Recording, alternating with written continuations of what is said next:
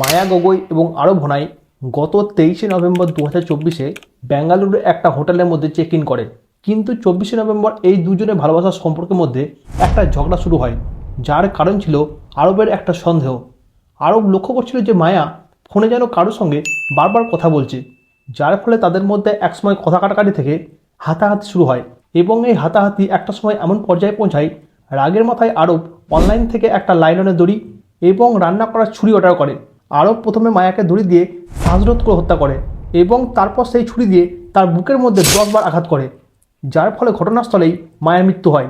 এই নৃশংস ঘটনার পর আরব 2 দিন ধরে ওই রুমের মধ্যেই মায়ার মৃতদেহের সঙ্গে কাটায়। কিন্তু 2 দিন পর 26শে নভেম্বর সকালে যখন লাশের মধ্যে থেকে গন্ধ ছাড়তে শুরু করে, তখন আরব সেই হোটেল থেকে পালিয়ে যায়। কিন্তু পুলিশ তদন্তে নেমে আরবকে কর্ণাটক থেকে গ্রেপ্তার করে। জানা যায় যে আরব এবং মায়ের পরিচয় একটা ডেটিং অ্যাপের মাধ্যমে হয়েছিল।